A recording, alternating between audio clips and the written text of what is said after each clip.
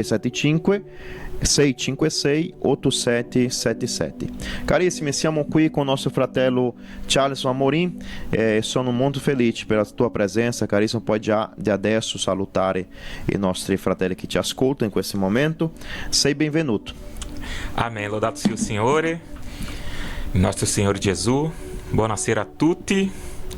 Che Dio benedica a tutti i fratelli, a tutti gli ascoltatori della radio Adonai, nostri fratelli e sorelle della nostra Chiesa e anche di tutta la Chiesa del Evangelio di Cristo, il nostro Signore. Eccoci qua. Amém. Dio sia lodato. Carissimo, lui può parlare anche portoghese. Oggi è un momento che noi approfitteremo per capire come è stata la sua camminata con Dio attraverso tutto questo periodo che lui ha vissuto, che lui ha passato, e dare già l'opportunità che lui ci spiegherà come è stata questa conoscenza dell'Evangelo, come l'Evangelo è arrivato fino a lui. Siamo molto felici per la tua presenza, tu che stai ascoltando. Siamo nella radio Adonai, Voce Verità. Tu possa essere benvenuto qui, puoi partecipare alla nostra radio, puoi partecipare mandando un tuo vocale, mandando un tuo messaggio. Noi ascolteremo qui, manderemo in onda per tutti coloro che ci ascoltano. Il nostro numero è 375 656 8777. Voglio ricordare che i nostri incontri sono le domeniche al mattino dalle 10 alle 11 abbiamo scuola biblica domenicale e abbiamo anche lì il nostro momento del nostro culto, e questo culto di questa domenica alle ore 18, culto di adorazione al Signore. Amém. Che tu sia una persona che possa essere lì con noi, in modo che possiamo insieme glorificare il nome santo del Signore.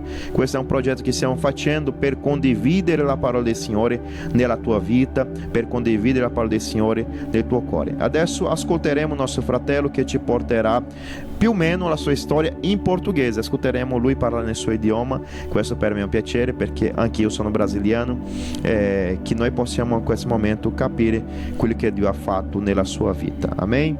É a oportunidade, caríssimo Charles Amorim. Amém. Louvado seja o Senhor Jesus. Muito obrigado pelo convite, pastor. Agradeço demais a toda a igreja que tem nos ajudado, não só a mim, quanto a minha família, de ter abraçado a minha família nesse período, né? Minha família, ela veio para a Itália antes de mim, né? Sono arrivato, acaba saindo um pouco, né? Sou recém-chegado na Itália, cheguei em novembro do ano passado e desde então minha família já tinha vindo antes. Minha família veio em 2022 e a igreja, ela abraçou de uma tal maneira a minha família que só mesmo o Senhor mesmo para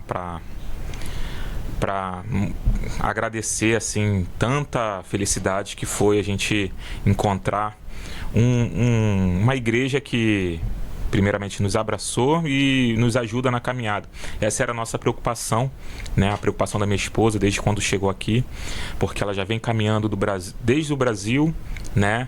E não queria parar, né? Então a preocupação dela de encontrar uma igreja evangélica aqui em Bérgamo era muito grande. Ela foi em algumas, outras, mas não teve tanta adaptação até que encontrou a Adonai missionária Bérgamo e desde então foi abraçada ali e hoje está fazendo parte de uma grande família. Amém, caríssimo. Glória a Deus. Allora, fammi sapere, me diz, né? Eu vou falar até em português também, porque agora eu me empolguei, viu? Amém. Me diz aí como é que foi esse encontro com a nossa igreja. Qual foi a sua primeira impressão? Então, eu já acompanhava a igreja do Brasil, né? Tava acompanhando as lives, né? E via minha família indo, minha esposa sempre me mandava o link, acompanha, segue lá no Facebook e tudo mais. Eu tava empolgado já de querer estar aqui, né? Tava congregando com a minha igreja lá no Brasil, mas já senti a empolgação de querer estar aqui porque a família é distante, né? E eu no Brasil, minha família aqui, então essa ausência de congregar, às vezes não tinha, nossos horários não era compatível para a gente estar orando junto, estar falando da palavra, né? Às vezes mesmo para acompanhar a live, era momentos, às vezes eu trabalhava no domingo, dirigindo no Brasil, e não dava para parar para acompanhar a live, e sempre vendo quando o vídeo ele ficava salvo ali, né? para assistir o culto, mas eu fiquei muito feliz porque eu vi que minha família estava sendo integrada e o Paulo ele já estava se adaptando aqui, já fazendo parte da equipe ali do áudio, do vídeo. Eu falei, poxa, muito bacana, porque minha família está totalmente integrada, então já quero chegar na Itália e também já mostrar tudo, arregaçar as mangas e mostrar todo o meu serviço ali para o Senhor, ajudando cada vez mais a igreja. Glória a Deus. Deus seja louvado pela tua vida, meu irmão. Nós sabemos do teu empenho na nossa congregação e sabemos também do zelo, né, pela palavra, né? Eu tenho acompanhado esse trabalho tão maravilhoso. Eu queria que você falasse um pouco desse desejo que você teve, né? Agora você tem um Spotify, através do Spotify você tem divulgado seu podcast, né? Caminhando com Cristo, justo? Espero que eu não tenha errado nada, eu sou um seguidor, hein? Não quero parecer aqui que eu não conheço, mas eu acompanho o irmão aqui, nosso irmão, graças a Deus, tem edificado as nossas vidas, né? Edificado a vida daqueles que nos seguem, aqueles que nos acompanham, e isso para nós é algo maravilhoso, algo que nos edifica verdadeiramente. Para mim é um prazer, irmão, ter você aqui, até porque nós somamos esse desejo que nós temos. Você tem esse desejo aí de divulgar o Evangelho, também sempre tive esse desejo por divulgar o Evangelho, porque esse é um meio também de evangelização, um meio ao qual nós divulgamos a palavra de Deus, a qual nós levamos a palavra de Deus. Muitas pessoas são um pouco céticas, né, em relação à mídia, até mesmo aqueles que são mais religiosos, às vezes acham que a mídia é uma obra do diabo, né? O que é que você pensa a respeito desse pensamento, irmão? Eu tenho para mim que a internet ela vem muito para ajudar, né? Ela vem muito para ajudar porque a gente vê a internet ela sendo utilizada para meios que não vai nos levar para totalmente fora da nossa centralidade. E quando a gente utiliza para fazer o bem, justamente nesse intuito de levar a palavra, ela é muito utilizada de forma benéfica, né? Ela é muito utilizada de forma benéfica. E o meu intuito foi justamente isso. Me incomodava um pouco ver tanta coisa ruim na internet, tanta coisa sendo distribuída aí de maneira para distorcer o evangelho. E aquilo ali, para mim, era uma coisa ruim, porque às vezes eu ia procurar alguma coisa e o que era me ofertado era uma coisa que não era muito bem tratada, não era muito bem manejada, né, a respeito da palavra, e aquilo ali me incomodava. Então a melhor coisa que quando algo te incomoda, né, ao invés de você criticar, é você tentar fazer algo diferente, tentar mudar. É verdade. Então, assim, aquilo ali me incomodava, então eu falei, olha, eu vou começar a estudar, já faço alguns estudos, então vou pegar esses estudos aqui, esses rascunhos, eu gosto muito de escrever, gosto muito de anotar tudo, e vou pegar esses meus estudos aqui e vou divulgar. Porque assim eu tenho dificuldade na caminhada, eu sei que todo mundo tem. Então a minha dificuldade pode ser a dificuldade do outro. E talvez a minha dificuldade em determinados assuntos também é a dificuldade do outro. Aleluia. É muito propício, né? O nome também que você escolheu, exatamente. Caminhando com Cristo. Até porque, como você está falando, a sua dificuldade ajuda outras pessoas na caminhada com Cristo. Você está mostrando o teu passo a passo com Cristo. Que é isso que às vezes nós, que às vezes pensamos que temos muita maturidade na fé, às vezes nos esquecemos que não é sobre nós, Sim. mas sobre aquilo que Jesus fez para todos, né? Exato. Que nós compartilhamos com as pessoas aquilo que Deus fez. E uma pergunta, irmão, é difícil fazer esse trabalho de mídia, de divulgação? Toma tempo da pessoa? Toma um determinado tempo, sim. Né? Tem que ter uma concentração. Eu estou fazendo as minhas gravações no horário noturno, assim, para madrugada, né? Que aí as crianças já estão dormindo, eu consigo separar tudo, reservar aquele tempo e vou lá e faço a gravação. Os estudos já são diários, então estou sempre separando alguma coisa e eu separo por tema. Sempre gostei de estudar por tema. Às vezes eu escolho um tema. Qual é o tema? Discernimento. Discernimento de espírito. Como ter discernimento de espírito? Então eu vou em algumas passagens que eu já vi, né, principalmente em Atos, de ter o discernimento. Então ali eu pego um estudo e vou me aprofundando. E é o que você vive, né, também. Exatamente. Até porque a gente tem situações que a gente tem que ter o discernimento para saber se aquilo ali é verdadeiro ou falso. É verdade. Né? Como é que a gente vai discernir o verdadeiro do falso? Para discernir o verdadeiro do falso, a gente tem que estar muito presente no verdadeiro. quando te apresentar o falso, você já descarta. É verdade. Então... E essa separação que você faz é propriamente na procura, né? Você está procurando ali, lendo no seu momento de comunhão com Deus. Sempre. Deus te dá discernimento do que é que você pode trazer, porque é o que você vive, né? Exato. Então, assim, fiz um episódio inaugural, episódio 0, e depois, contando o que eu divulguei agora, foi o 4º episódio. E então eu tô sempre abordando assuntos que é pertinente na nossa vida. Glória a Deus. Perdão, né, que foi o episódio número 3. Número 2, episódio número 3, com a participação do nosso pastor, que deixou uma mensagem lá. Glória a Deus por isso. E também sobre o novo nascimento, que foi o primeiro episódio. Né, a necessidade do novo nascimento, a gente tem que nascer todo dia. Aleluia. Né, a gente tem que buscar estar se renovando a todo dia, se lavando a todo momento.